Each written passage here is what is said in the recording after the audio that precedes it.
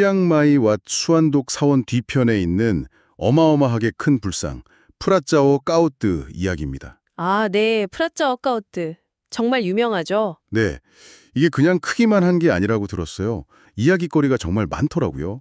이 불상은 뭐랄까 란나 왕국의 역사 그 자체이기도 하고요. 또 예술적으로나 신앙적으로나 아주 중요한 의미를 담고 있습니다.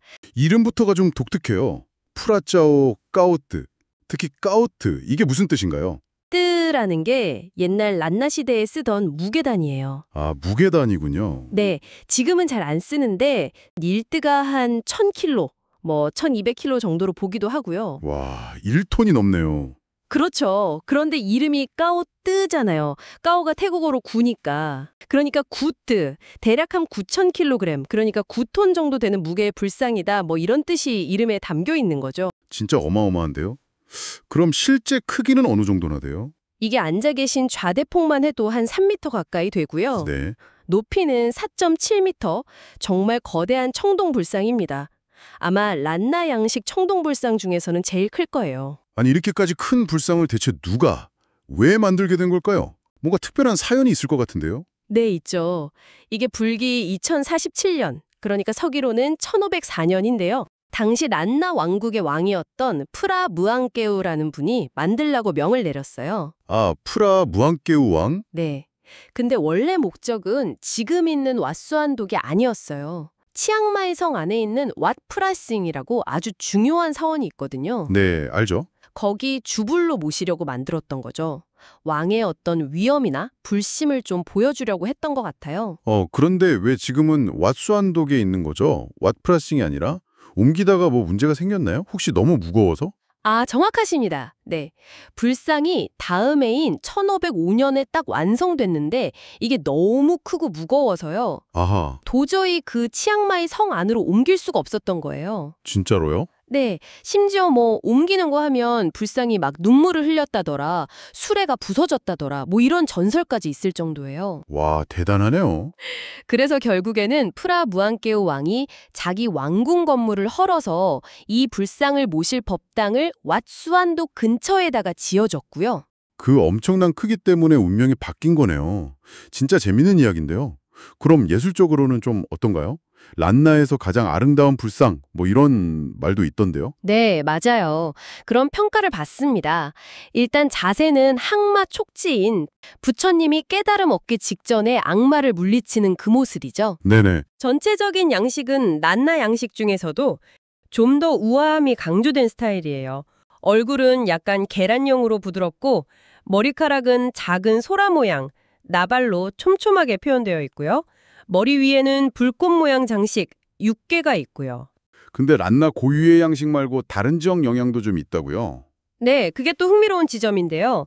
자세히 보면 입술에 잔잔한 미소가 있잖아요. 네. 그리고 어깨에서 길게 내려오는 가사자락, 이런 부분은 스코타이 양식의 영향을 받은 걸로 봐요. 그래서 란나의 프라푸타 친나랏이라는 별명까지 얻었죠. 아, 스코타이의 영향? 네. 또 어떤 학자들은 가사자락이 배꼽 근처까지 내려와서 좀 넓게 판처럼 표현된 부분은 아유테야 양식의 특징이라고도 하고요. 와, 여러 양식이 섞여 있네요. 그렇죠. 당시 란나 왕국이 다른 왕국들과 얼마나 활발하게 교류했는지를 보여주는 아주 중요한 예술사적 자료이기도 한 거죠. 단순히 예쁘기만 한 게 아니라 역사적으로나 종교적으로도 뭔가 더 깊은 의미가 있을 것 같아요. 당연하죠. 프라무앙깨오 왕이 이 불상을 만든 데에는 또 다른 이유가 있었어요.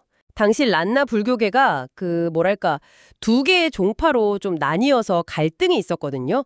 수안독파랑 빠댕파라고. 아, 종파 갈등이요? 네. 그래서 이 거대한 불상을 만들면서 두 종파가 좀 화합하기를 바랐던 거죠. 실제로 불상 봉헌식 할 때 양쪽 종파에서 승려를 각각 500명씩 초청했다는 기록도 있어요. 와, 종교 통합의 상징이기도 했군요. 네. 그리고 또 있어요. 왕이 이 불상을 완성하고 나서는 스스로를 짜끄라빠띠랏이라고 선포해요. 뭐 전륜성왕 같은 개념이거든요. 아, 왕권 강화랑도 관련이 있네요. 그렇죠. 자신의 강력한 왕권을 과시하는 수단으로도 활용한 거예요. 그래서 불상 공식 명칭에도 그 짜끄라파띠랏이라는 이름이 들어가기도 하고요. 이야, 정치, 종교적인 의미가 정말 깊네요. 네, 게다가 영험하다는 소문도 많아서요. 특히 자녀를 원하는 사람들이 와서 기도를 많이 하고 또 소원을 이뤘다는 이야기도 전해져 내려오고요. 와, 정말요? 네, 그래서 후대에 아주 존경받는 끄루바 12차의 스님 같은 분은 다렌절의 주부를 만들 때 저 프라짜오 까우투를 돈 받아서 만들어라 이렇게 권하기도 했대요. 태국 문화부에서도 당연히 국가사적으로 지정해서 관리하고 있고요. 프라짜오 까우트는 그냥 큰 불상이 아니라 정말 란나의 역사, 예술, 사람들의 신앙심이 하나로 웅축된 보물이라고 할 수 있겠죠. 네, 맞는 말씀이세요. 500년이 넘는 세월 동안 그 자리를 굳건히 지키면서 수많은 사람들의 이야기를 들어주고 또 예술가들에게 영감을 주었잖아요. 이 불상이 가진 어떤 그 견고함, 변치 않는 미소 이런 걸 보면 시대를 초월하는 믿음이나 예술의 힘이란 게 뭘까 다시 한번 생각해보게 되는 것 같아요.